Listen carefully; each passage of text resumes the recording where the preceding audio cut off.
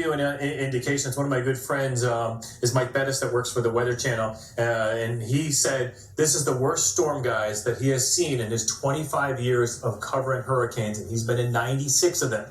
Just to give you an idea of the pictures and the damage that is being done. Some of the storm chasers that have been doing this for decades are saying that this is one of the worst that they've ever experienced. And I hope it's not as bad as I'm making it sound, but I got a bad feeling it is.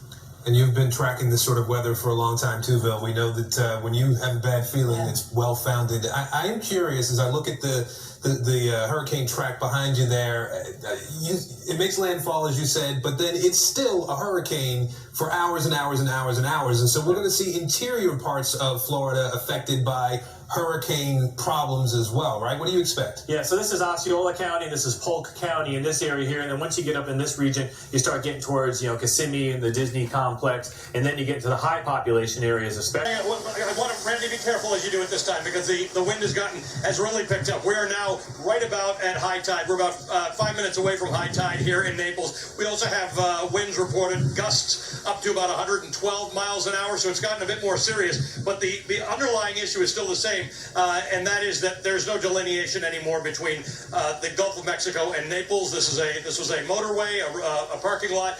Earlier, I showed this to you. There were cars on the left and cars on the right. Now there's just cars pushed back and on the middle. As that surge pushes in, as Randy's showing you, the cars are being pushed further and further into the street, and we're seeing much more debris now. We're seeing much more happening. We're now at probably 5 feet, I would estimate, of surge. We were looking at 4 to 6. Take a look at that white car over there, Randy, on the left. Now almost entirely submerged. There were several cars around it. We're now looking at possibly 8 feet of surge here in Naples, and we're not at the worst of it yet. So there have been warnings about shelter in place. Do not attempt to move. Bill Cairns always reminds us your car can start to float away in 6 inches of water.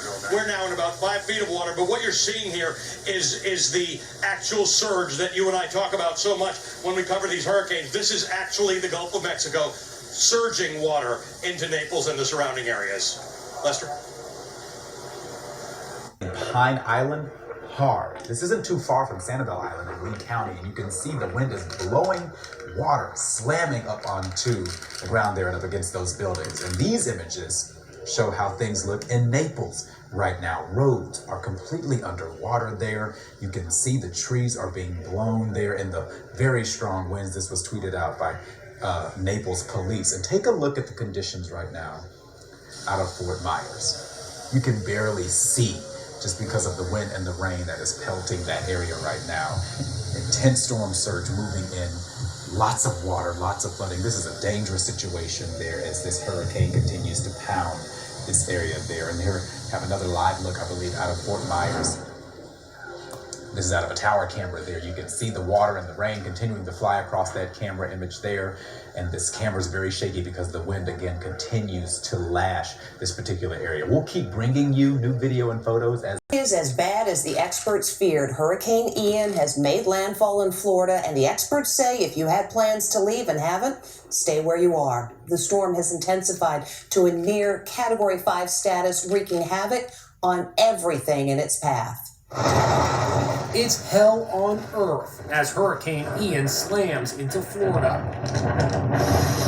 155 miles per hour winds, 18-foot waves, epic destruction. Take a look at the cars now. They're all bunched into each other over there. The wind continues to ramp up, but we're going to get smashed here. There are down trees literally everywhere, all over this area. This is what Ian looks like from space, a swirling monster. Those flashes, lightning. I can't hear anything and I can't see anything. Here's where the water comes up to 3 feet. Check out the Weather Channel's gripping 3D simulation of what a 9-foot storm surge looks like. 9 feet that can completely submerge some buildings, homes, businesses. This, in many cases, is not survivable. Look at the wind howling through here. Their reporters were in the thick of it, wearing baseball helmets for protection against projectiles. I just got knocked on my butt. You can hardly see anything out here. Jim Cantori had some close calls. First, he almost got struck by lightning. Then he got hit with a tree branch. There are cars floating. Tony and Emily Massey are riding out the storm in their high-rise in Naples. They lost power as the city flooded. This is where the pool was. The pool is underwater. The pool's gone. Much of Florida is hunkered down today. The state's famous amusement parks, Disney, Universal, Legoland, and SeaWorld all closed as the state gets absolutely hammered.